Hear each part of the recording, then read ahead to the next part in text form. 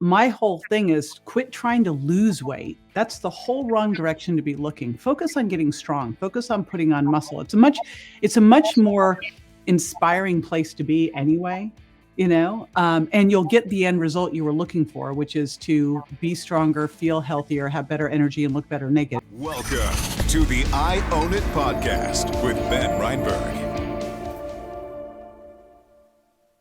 We're live in Laguna Beach, California at the Ben Reinberg I Own It studios today, and we just keep rolling out great guests. I'm so excited to meet this young lady and to share some of her knowledge and drop it on all of you. She is a nutrition and fitness coach. She's an entrepreneur, speaker, motivator, just an incredibly talented woman, and she owns it. And that's why we wanted her on the show. JJ Virgin, thank you so much for joining us today. What a pleasure, and welcome to the I Own It show. Well, Ben, thank you for referring to me as a young lady, because I am 8 days away from my 60th birthday. Wow. You look fantastic for someone who's about to turn 60. I don't Crazy. I don't know what kind of water you're drinking or what's going on, but you look fantastic. Keep doing what you're doing. So, as I mentioned, you're a nutrition and fitness coach, and let's kick things off. I was hoping you could share more about your background with our audience and how you initially got into the world of teaching fitness and nutrition. It's so funny because most people, it's like a second career.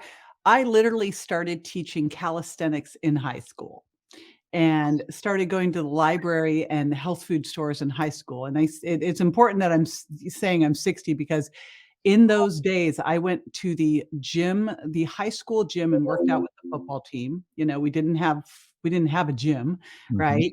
And so I just have always been interested in it. And it's been fun to be in this industry, to start in an industry when health clubs just started. As far as I know, me, Body by Jake, and Mark Sisson were the first personal trainers. So it's been really fun to be kind of part of this industry that just keeps evolving and evolving and evolving, right? I still remember going to get a business license. I'd moved from California to Florida, and I wanted to get a business license as a personal trainer, and they told me that I couldn't do that. And I think they thought I was like a prostitute or something. Like, they're just, especially in Florida. Right. So it's just, it's been quite the evolution, and I really love being in industries where things change all the time and it's new and you're helping create it. You focus on helping people over 40 to age better by taking better care of their bodies. So I'm curious, I wanted to ask you this. What motivated you to focus on the concept of helping people age more gracefully? Forget age gracefully. Like, I totally don't believe in aging gracefully. I think we need to age powerfully. I am so super focused, and I have been literally since I was working out in the high school football team gym, on being strong. And, my biggest concern right now for our US population health sucks. Like, right now, the metabolic health, there's only 6.8% of our population who's metabolically healthy. And starting at the age of 40, you start to lose muscle, 1% a year. So my whole thing is quit trying to lose weight. That's the whole wrong direction to be looking. Focus on getting strong. Focus on putting on muscle. It's a much more inspiring place to be anyway, and you'll get the end result you were looking for, which is to be stronger, feel healthier, have better energy, and look better naked. It's going to happen easier if you focus in the right direction, right? Yeah, I like that advice, looking better naked. That's good advice. So were there any cautionary tales you witnessed earlier in your life of people who did not age, using the word gracefully again, that stuck with you, that kind of resonated with you and said, you know what? I need to start changing people. Oh my gosh, there's so many cautionary tales. It's kind of crazy. And I'm working on my next book, so I'm deep in the middle of all of these tales.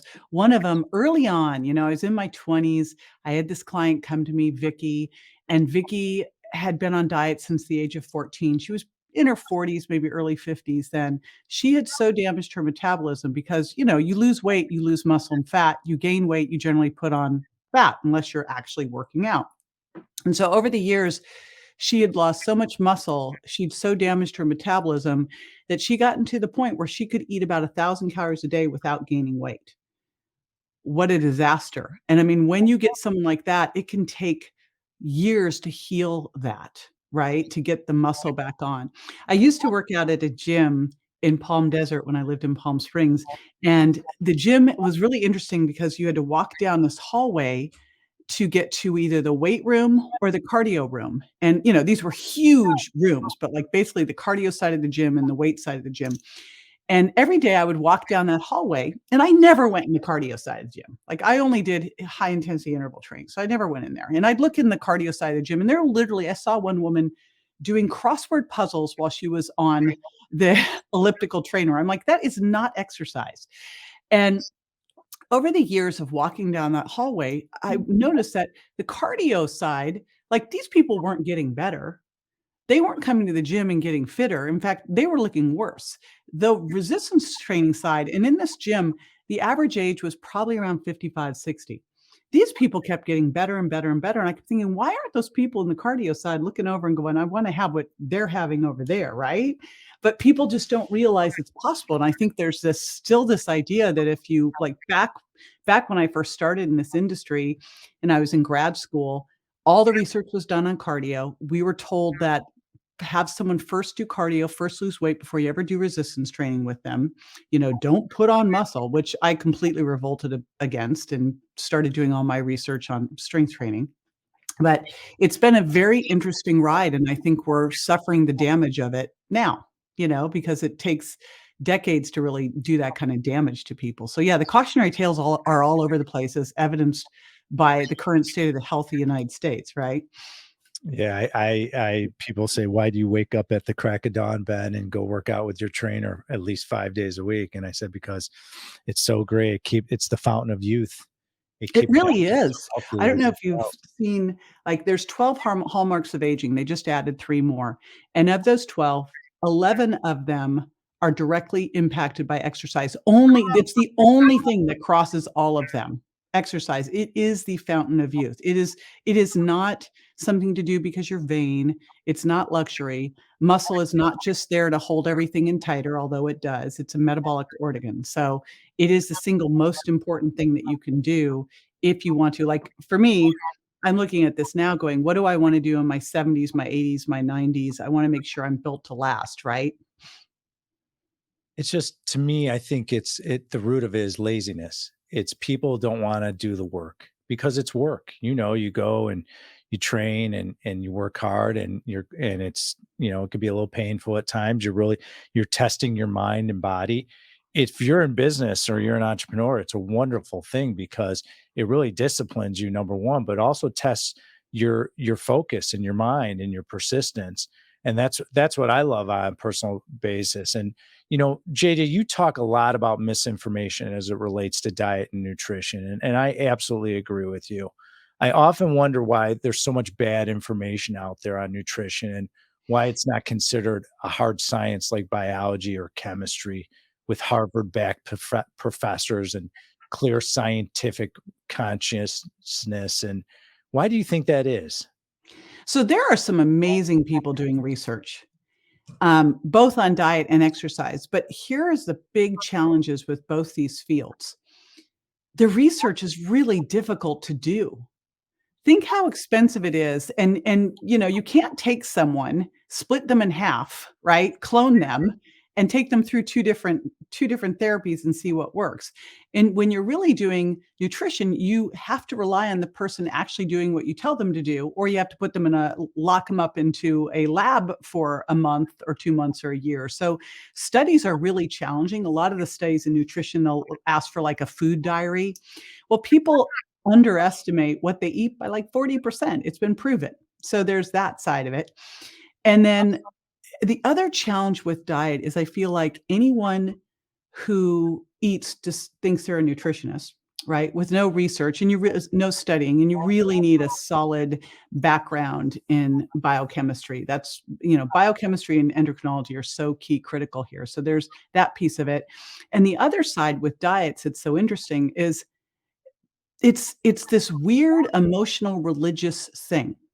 Like, the science gets thrown out the window. You'll see a vegan and a paleo person getting in a huge fight, and it's like, could we just follow the science here on these things? This isn't religious, right? This isn't emotional. This is just science. And the same thing is true on exercise because you look at it and go, okay, someone should exercise more. Well, really, should they do more steady state cardio? Should they do high intensity interval training? Should they be doing resistance training? Should they do plyometrics? Should they be doing like what should they be doing? Exercise is this huge thing, right?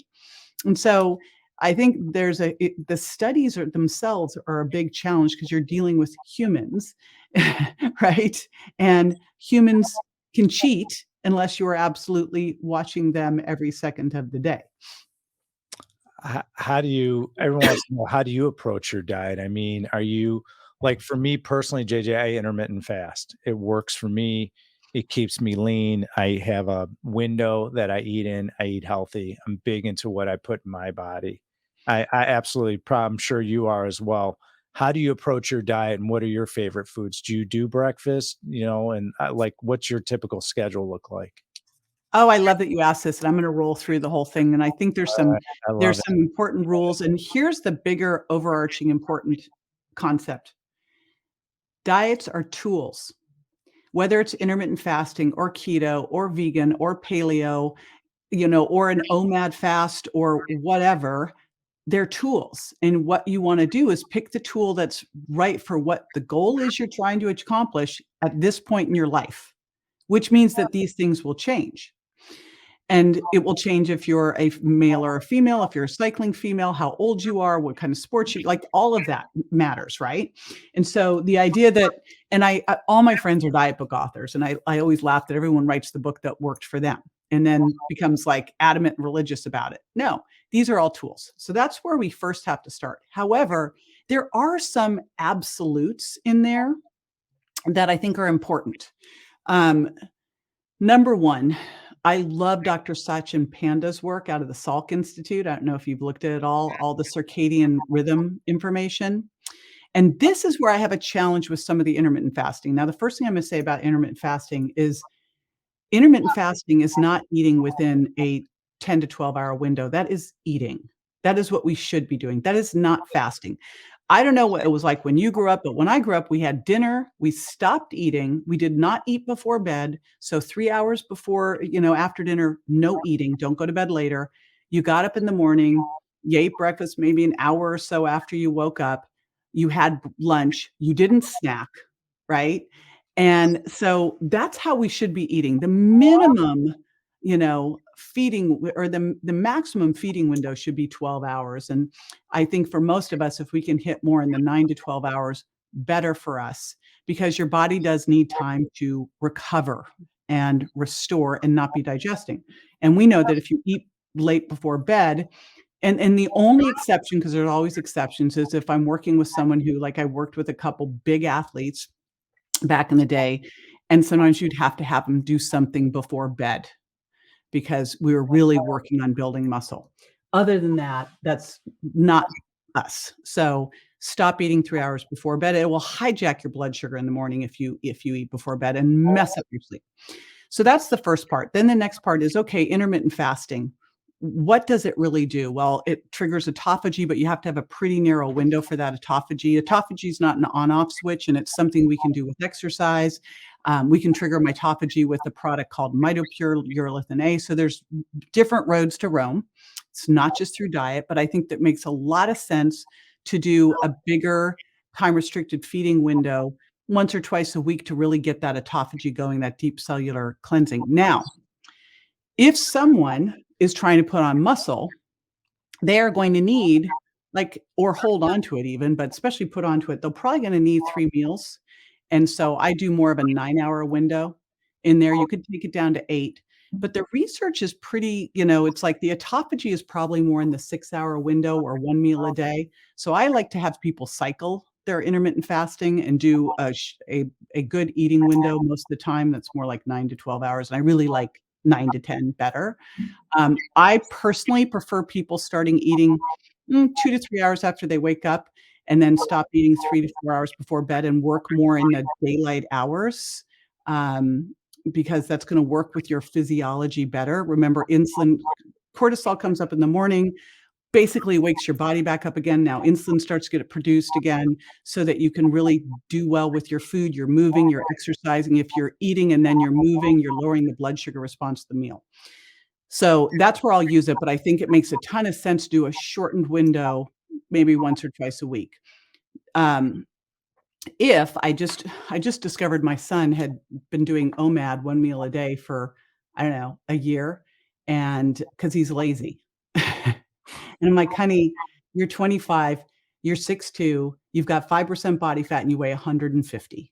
Please go eat something. Like, you must eat something twice or 3 times a day. Stop being What lazy." is he doing? Eating lunch or just dinner? No, he's just eating dinner. I'm like, "Stop that."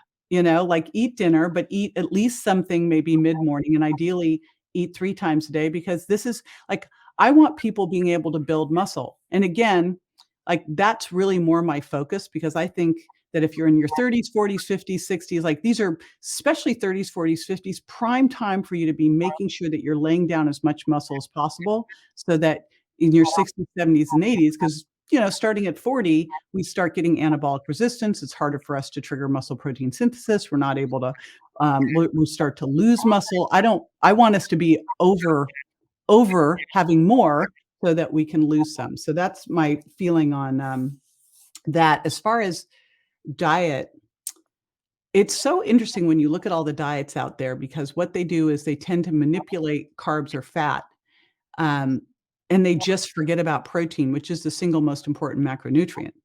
My feeling is that we need to eat protein first, that we need to focus on dosing that based on our target body weight. So I like to basically double the RDA, which is ridiculous, and would help us survive food rationing in a famine.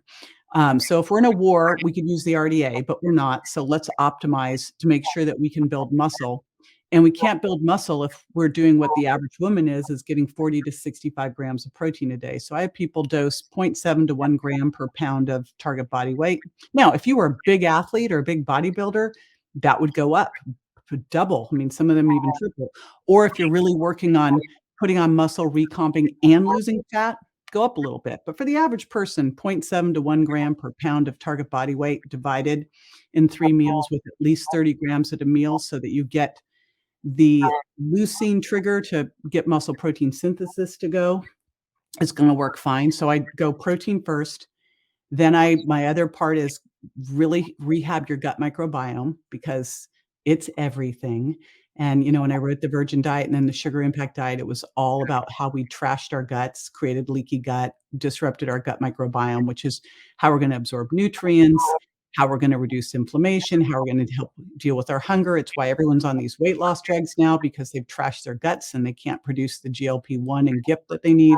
So things like, 5 or more servings of non-starchy vegetables, 2 fruits a day, so we get the polyphenols and the fiber from that.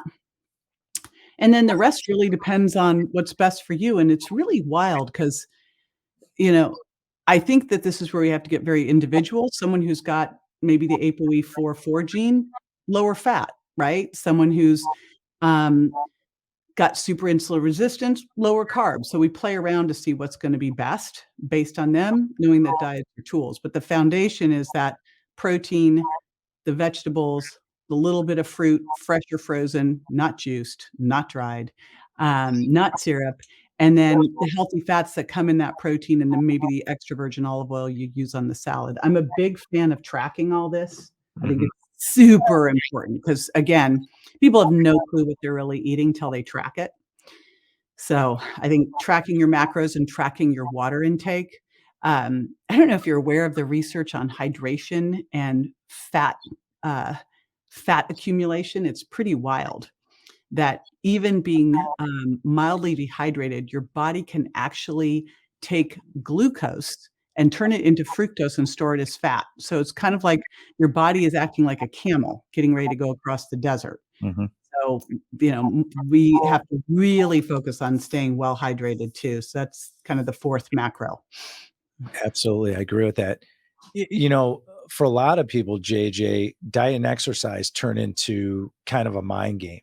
So, for example, I deserve a small treat, or I worked out, so now I can eat this cookie. They justify different behaviors, or I'm so bad for eating that food last night. Why is it that so many people, JJ, turn it into a mind game? I And know. are there other approaches that are mentally healthier ways to be disciplined of taking care of your body that you've seen? And, I don't think it's the 80-20 rule, but I think it's the 90-10 in diet. Like, back the day I used to be super rigid. I wasn't in the shape I was in now. It was ridiculous. You don't need to be perfect. You need to get a B plus, A minus. Now, if you're going through some big health challenge, that's a different story. But for the majority of us, and this is where tracking these things can work really, really well, is focus on a goal. And that's why, like, I'm going this Friday to go to get a DEXA for my birthday and see where your body composition is. Make some goals like what you want to be able to do in terms of strength, right? Or join a fitness challenge or something. Look at that instead of the weight loss side of it because that can be super frustrating. If you focus on the fitness side of things and then getting your macros dialed in to support that fitness, your body composition will go where you want it to go. And so I think we're looking at the wrong things and then we get very shameful. For women especially, they get on a scale, the scale isn't telling them what that weight's made up of. They get all the shame around it. And then, they feel guilty if they eat a cookie. And it's like, you know what? A cookie is fine. Just a cookie every day is not fine. Right. This is not, people always ask me when they're going to start this, like, but what about my birthday? I'm like, eat cake on your birthday. Who cares? It's not every day. Right. This is how you are able to do these things. Now, if you've got celiac, you're not going to eat a gluten cake on your birthday, but it really is making sure that you create a reasonable life, and it involves treats. They're not cheats, they're treats. I don't like the idea of a cheat day because I think that sends people off onto a craziness. I think it's just when you really learn how to understand and work with your body, which is what doing things like a DEXA or bioimpedance and doing tracking your sleep, your blood sugar, helps you understand what works well for your body, and you see what you can, do. Have a little bit of this or that. Like I made this crazy amazing gluten-free, uh, like it was actually a keto, gluten-free, dairy-free cream cheese frosting, Wow. carrot cake for Easter, You you and still we all you had still have some. that you still have that around? I know. Well, you know what I did? So we all had some. I tracked it, and then I froze it. I froze it all in pieces, and I went, "Okay, when we want a little of it, we'll just pull it out." Nice. I'm not gonna leave it there because, that would be ridiculous. Like, if I have that sitting in the fridge, I know what I'm gonna do, right? You'd have it every single day like a little piggy. But it was great. I had it, good, froze it. It's there if I want it. Well, you just touched on a great point, and it's kinda how I live my life. It's really consistency you're bringing up. It's being consistent in your actions, whether it's your health, business, relationships. It's having that consistency, what I tell everyone. People say, "Well, how did you get in such great shape, Ben?" It didn't happen overnight. I've been working out for years. It's consistency. It's eating right consistency. I agree with you. Believe me, I love sweets. I am a huge Swedish fish fan. Everyone that knows Swedish fish. sends me Swedish fish. That's That's so that's my funny. that's my Achilles heel. Mm. They send me a pound bag, and I can't stop eating them. So I try to give them to people, and they're like, "Well, I don't wanna eat a," and then I end up Yeah, eating. most people don't like Swedish fish. That's I why I was like like, Swedish "Wow." fish, Do so, you do you like those weird little, like, um, those Sour little Patch Easter bunny Kids, things too? Like, that doesn't float my boat. I like Sour Patch Kids and Swedish Fish, and there's that candy new, corn. no sugar one that is just like a Swedish fish. Have Oh, you seen okay. this thing? I haven't, but you'll have Oh, to you send should it to definitely know about it. But again, they're just a little something you can have. But the other cool thing that's happened is a whole lot of really good alternatives that you can do. Like again, I made, keto carrot cake that was phenomenal. Mhm. And it was basically things like coconut and carrots and almond cream cheese. It wasn't crappy, and allulose sweetener. And it's something you said, and I think it's so important because the way you do one thing is the way you do everything. If you're disciplined with how you take charge of your health, you're disciplined in your business. And you talked about it being hard. And, here's the thing. Yes, going to the gym, getting up early, going to the gym, lifting heavy stuff is hard. But having to call your kids to help you get off the sofa or worse at the toilet because you're too weak now because you've got such bad sarcopenia, you broke your hip, that is hard, right? And we just get to choose our hard. It's gonna be hard either way. Not only that, especially with your kids, they watch your actions. And when they see you go work out and and you keep in good health, it inspires them to be in health. So it sets a great example. You touched on this a little bit about these miracle weight loss drugs.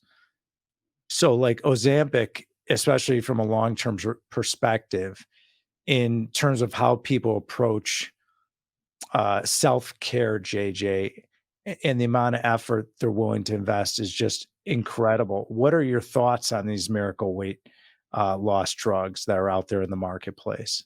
So I just did a YouTube video on this, and I have worked in what's called weight loss resistance for years. Way back when I was on the Dr. Phil show, he had the chapter in his book I got obsessed about. I started teaching doctors all the different things that could get in the way of you losing weight and cause you to gain weight.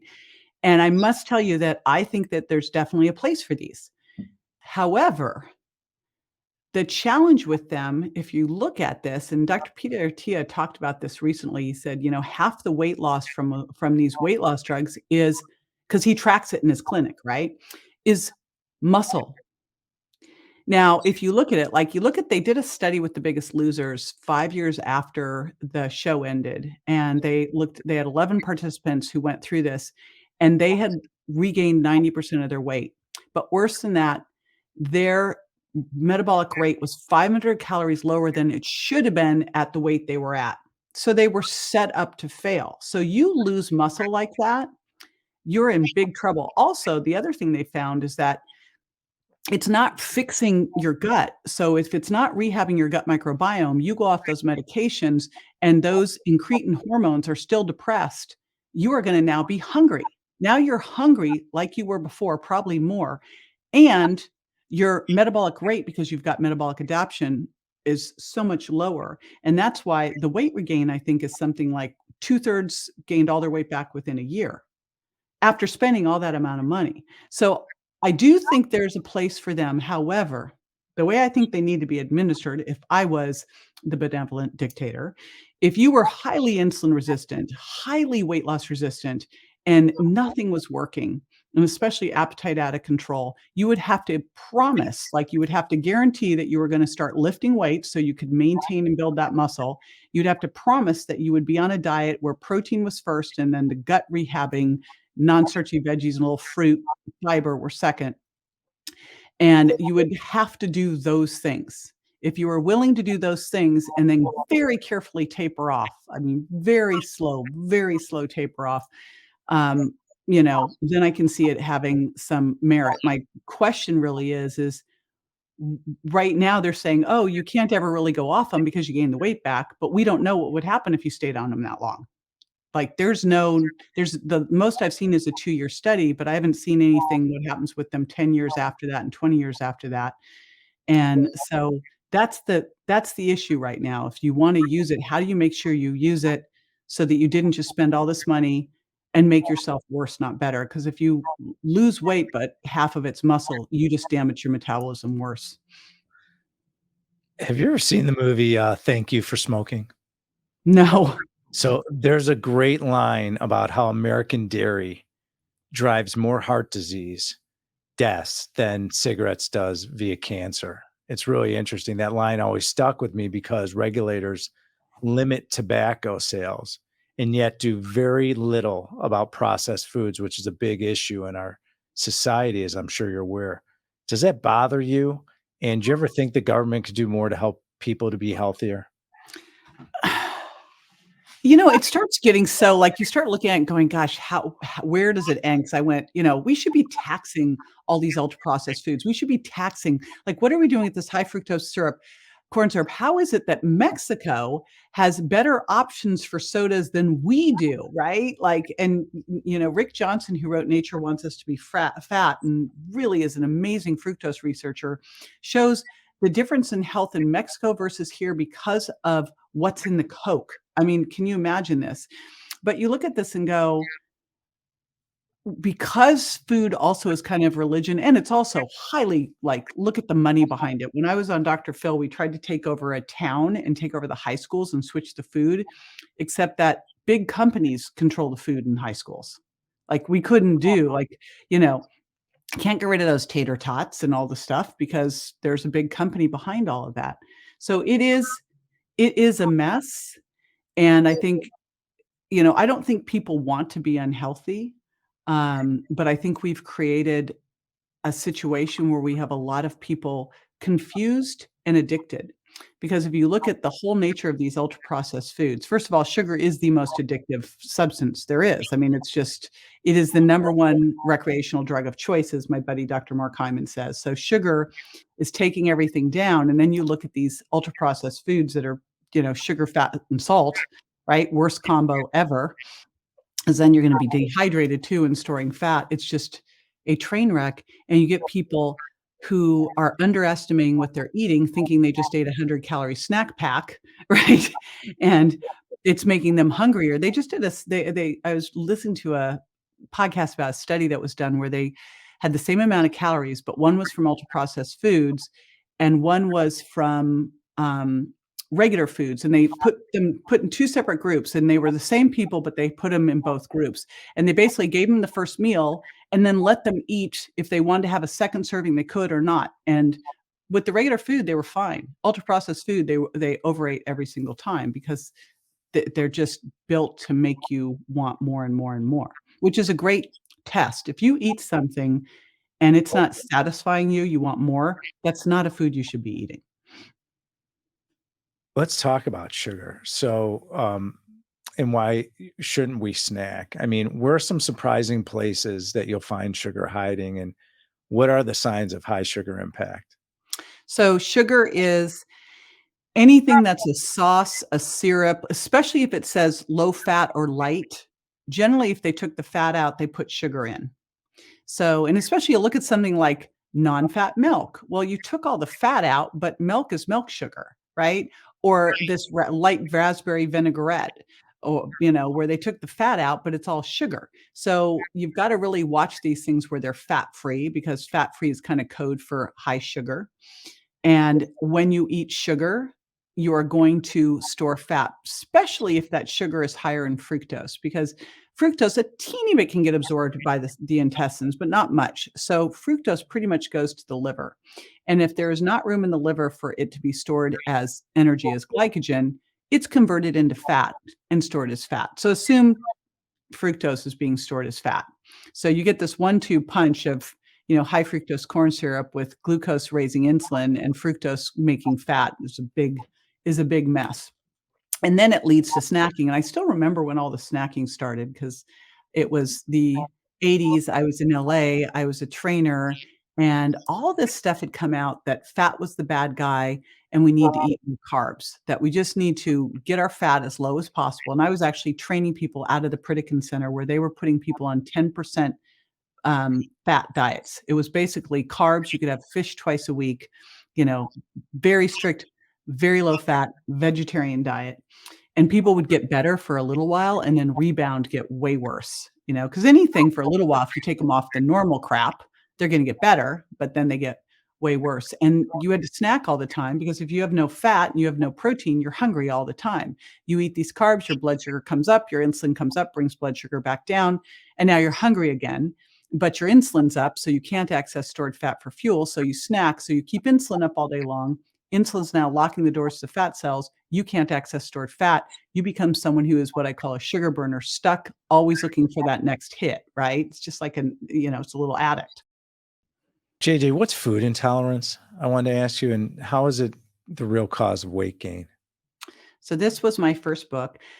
When I was teaching that course to doctors called Overcoming Weight Loss Resistance, I was using a food sensitivity test as one of the things to look at, the integrity of the gut. And back then there wasn't this information about the gut microbiome like there is now, which is such fascinating stuff. But the one thing that I saw is we were doing this with so many people, so I got to see a lot of these tests.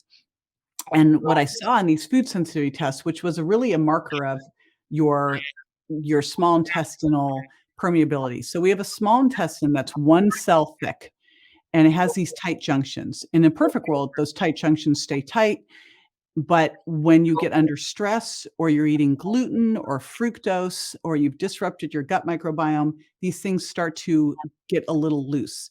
And when you have a loose, tight junction, when you eat food, it sneaks through those holes and hits your immune system, which is right below it. And then your immune system reacts because this shouldn't be there by creating antibodies to grab a hold of those food particles, those antigens, to create immune complexes. If it was just a little, your body gets rid of those through macrophages. But the problem is, it's the things we tend to eat every day. Like what I saw in the tests is that the highest rated foods that people were reacting to were gluten and dairy, and then corn, soy, and peanuts. Gluten's a different type of test, but gluten was creating the problem, and also gluten's got glyphosate now in the US, so it's creating all host of problems with your gut. And then sugar, of course, is not something that shows up in a food sensitivity test, but the sugar was disrupting the gut microbiome. So that's what food intolerance is. That's how it's created. It's really a marker of how much you've disrupted your gut. And it's easy to heal, but it's amazing what happens when you pull these foods out. Because I used to do the test and wait 3 weeks for the test result to come back, and I thought, "I shouldn't wait, I'll just pull the foods out." They keep seeing them all the time. So, you pull those foods out, and you may not be intolerant to all of those, but typical signs of food intolerance are gas and bloating, joint pain, headaches, fatigue, you can't lose weight, you crave the foods that tend to hurt you. And so if you pull them out, even for 7 days, you start to go, "Wow." Like, first couple days, you crave the foods that are causing the problem. It's always a classic sign. But by the end of a week, you've lost the inflammation. Like, in the virgin diet, I say drop 7 foods, lose 7 pounds, just 7 days. Not that you're losing 7 pounds of fat, not possible. Can only lose about 2 in a week, but you're losing a lot of inflammation. And so Mhm. you just feel so remarkably better to lose that inflammation, to get rid of a lot of those symptoms that are transient.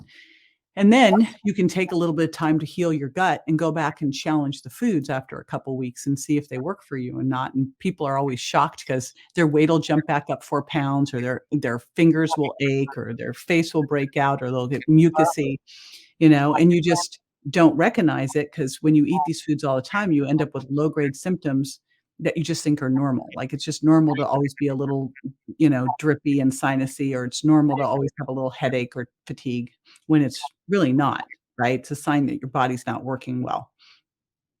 So, speaking of books, what inspired you to write Warrior Mom? And I wanted to ask you, who is a warrior mom? So that book first came out as Miracle Mindset, and that book, is the story of what happened when my first book was coming out. And a month before the Virgin Diet was coming out, my son Grant, who was 16 at the time, my 2 sons, Bryce and Grant, were 15 and 16, and I was single mom, sole financial support for them, and Grant got hit by a car crossing the street at dusk, and the car, like, hit him, took off. That's all I know about it, because a neighbor only saw the car stop, the woman get out, look back, gasp, and drive off. Thankfully, a neighbor stopped, called 911. He was airlifted to the local hospital, and when we got there, the doctor literally told us that we needed to let him go. He had a torn aorta, and he said it's gonna rupture sometime in the next 24 hours. We can't fix it at this hospital. It's a very specialized surgery, because he was in a deep coma from multiple brain bleeds, Mm. and said that he's not gonna survive the airlift to this next hospital. And even if he were, he's not gonna survive this surgery that he needs, and even if he were, he'd be so brain damaged it wouldn't be worth it. And my son Bryce was with me, and my son Bryce is looking at this doctor, and this is why it is so important, like you talked about earlier, about modeling for your kids, right? You want your kids to eat healthy, eat healthy. You want Mhm. your kids to work out, work out. You want your kids to question authority in a polite way, and, think positively, be that person. So my son Bryce looks at this doctor, and he says, "It sounds like maybe a 0.125% chance that he could make it." And the doctor says, "Yep, that sounds about right." And he said, "That's not 0, so we'll take those odds." Literally. And so we overruled that doctor, and I drove to the hospital that night in the middle of the night while he was being airlifted, and he survived the airlift. And I got to this hospital in, Southern California with 5 surgical teams there, waiting, and they saved his life. It was incredible. And then when I walked in to see him, they said, "We don't know if he'll ever wake up. We just, we fixed the aorta, but now we don't know. He's in a deep coma." And I remember standing there in the hospital next to him, and the only thing I could hold was one finger, because he literally had, both his legs were in cast. He had broken both of his femurs. He had 13 fractures. He had road rash all over, so everything's bandaged and casted and everything else. And I'm holding a finger and I said, "Grant, I love you so much." And the machine's breathing for him and there's beeping from everything and no comments, no nothing. He's in a deep coma. The nurse is looking at me with pity. And I said something about how much his brother Bryce loved him, and I felt a squeeze. And then I thought, I have not slept at all, like, clearly hallucinating, and I said something about his grandmother loving him, and he did nothing, and then I said something about his girlfriend loving him, and he picked my finger up off the bed. And at that moment, I said and it's so interesting, his name means warrior. I said, "Grant, I need you to fight. I need you to be a warrior because 'cause I'm gonna go out and this is gonna be" I literally said, "This is gonna be the best thing that ever happened to you. You're gonna be 110%, like, you just have to fight. I will go get everything you need for this." And I walked out of there, and my book launch started in a month. I had gotten a big advance for this book. I'd invested in the entire thing. I had borrowed money. If the book didn't go, I was gonna be bankrupt. I'm the financial support for my kids. If I can't take care of my son, I knew this was not gonna be something that I was gonna bring him back from with just the things that insurance covers, right? So I'm looking at this going, "This book has to go really big, and I'm not leaving. What the heck do I do?" And it's interesting, here I was publishing a diet book, and you know how people are with diets, they're gonna start tomorrow, right? And I'm standing there, and here I am in the ICU where you cannot walk in without being gloved, masked, in a gown, and thankfully, I was super healthy, but I'm now under a tremendous amount of stress, which trashes your immune system. So I just made that decision that night thinking, how am I going to make sure my son gets to 110%? This is my mantra. It's my, guiding light that the only way this is going to happen is if I prioritize my self-care. And I literally looked and went, "What are the big things that I have to do?" And I'm gonna get rid of every single thing, everything else. If it's not saving my son's life, taking care of my other son, making this book huge, or taking care of myself, it's out. But I put taking care of myself as number 1. And I literally made sure 4.5 months of him being in the ICU, I got my sleep. Like, I got 8 hours of sleep a night. I ate healthy. I figured out how to work out. Like, sometimes it was just running up and down the hospital stairs, but I did it. And I just made that priority because I knew that if I didn't do that, I would not be able to pull this off. And it really kinda changed the direction of all of this because, again, prior to that, I'd heard that saying, "He who has his health has 1,000 dreams, and he who doesn't has only one," but it never really got it viscerally, and now I totally do. And, people afterwards were like, "How the heck did you go through that?" And I said, "I don't know." And that was what this book was. It was the lessons of how I got through that. But the funniest thing was I write the whole book not knowing where the lessons came from, how I navigated through it. It just like, I had these things I just did. They were so much a part of me. And I'd had a mentor at 30 who trained me on all of this, and it became so much of who I was that I totally even forgot where it came from, which is really quite cool? Like, it came to me during an interview when they're like, "How did you learn this?" I'm like, "I don't know." And then I went, "Oh, wait. Holy smokes. This was all what I learned at 30." And here's the crazy part. I learned this at 30 because this woman was coaching me in business. Mhm. And, I mean, you know how it is. Business is your biggest personal development journey you'll ever go on. You wanna be successful at business, you have to be successful at life. And that's how she coached me. That's fantastic. So, JJ, the name of the show is I Own It. It's owning every aspect of your life, your behavior, your actions, your thoughts, the way you treat people. We're all works in progress. We always will be. It's something I do on a frequent basis, continue to work on myself. Can you share a recent example where you realized you had it wrong and you didn't own it fully that you could share with everyone? I think there's a lesson that keeps showing up for me, like, on a consistent basis that I'm really working on, that I don't know if this is just this lifetime's one, or maybe I will master it in this next decade, but the one that's consistently showing up where I am not owning it is really being an amazing listener. And I think that is one of the most incredible skills that you can have is to and this mentor at 30 actually told me this. She goes, "Listen, truly listen." That's probably my biggest challenge that I consistently go, "Oh, did it again, So that's the one. Well, it's not only listening. I think where people struggle, it's one thing to hear the words. It's also to seek the truth in what someone's saying. And what I found years ago is if you can seek the truth in what someone's saying, you could build a great deep connection with them. And that's the struggle I think people have. People listen, they say, "No, I'm listening to you." Are you really listening to the truth? Are you listening to hear what they're really saying to you and what their thoughts are? And when you can go that deep into that layer, man, does it build a great connection. And Yeah. that's what I do with everyone is try to understand.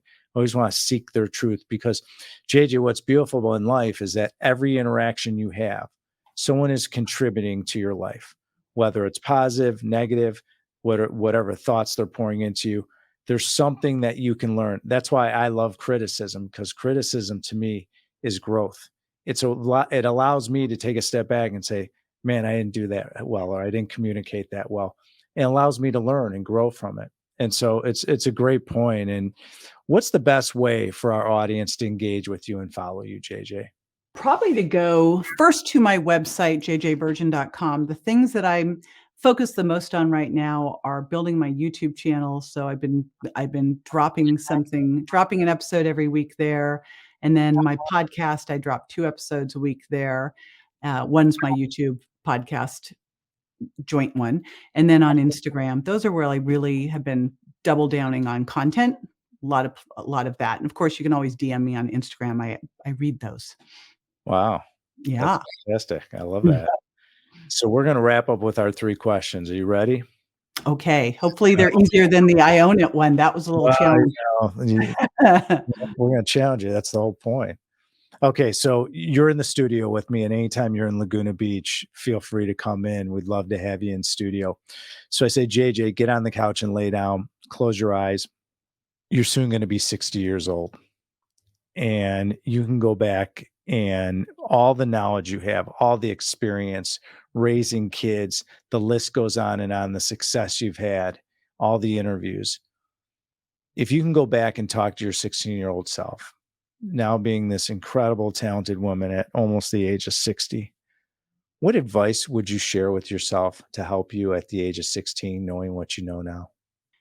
It would be and it's funny, you know who said this to me? I don't know if you know Bo Eason. Do you know Bo? No, I do not. Oh, Bo would be a great guest for you. Anyway, Bo's like, let people help you, JJ. And, one of the things that happened when Grant was in the hospital is that all these people showed up to help, people I didn't know. And for the first time, I really let people help because my son was dying. He didn't die. He's doing great. But, I think letting people help is as big of a gift to them as it is to you. Okay, I like that.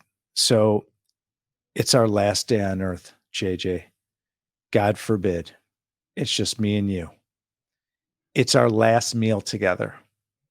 It's your choice. What are we eating and what are we drinking? We are drinking the biggest Cabernet on the planet. Oh, baby, I love Like that. either that or a big old Bordeaux, big, Oh. big, and a big bone-in Oh, ribeye or tomahawk with sea salt. I'm a salty meat person. oh, I'm I not love the sweet that. person. Oh, I know you probably want the sweet. I could eat a meal like that. I love that. I love the salt on a nice tomahawk with a Bordeaux or a cab. Oh, yeah. That's all you need. That's it. I'll make sure I'm with you on that last day. Love that. So in our studio, we have a grand piano, drums, and electric guitars. So if you're sitting in studio with me, JJ, and I say you can pick a band or musician to come in studio with us and play us a song, who is coming in studio to play a song? And by the way, they could be living or deceased. You can go back in time. Who's coming in to play us a song, and what song are they playing us? Oh my gosh, there's so many of them. I gotta tell you though, I love and I actually know him, and I actually have his electric guitar. I love Pat Monahan, Oh, Train, Train, sure. and, he's a super sweet guy too, and that song, because we played at our wedding, the song "Marry Me." Oh, that's beautiful. I love that. Great answer. Well, JJ Virgin, Thank you so much for being on the I Own It show. What a treat and what a pleasure. And thank you for all your knowledge that you continue to share with the world. If you are interested in listening to more episodes on the Ben Reinberg I Own It show, drop kick that right hand button and click subscribe on YouTube. Feel free to constantly click that like button so we can share this great knowledge that JJ Virgin just dropped on all of us throughout the entire world. And as we say, let it go viral. And to follow me, go to benreinberg.com. You can follow me on all different social media platforms. And feel free to go to my company, alliancecgc.com. We are the leaders in commercial real estate investing. If you're interested out there investing passively in commercial real estate, feel free to log on to our website and take a look at our brand new fund we just launched, the Alliance Medical Property Fund. It's the hottest fund in the United States. JJ Virgin, thank you so much for joining us.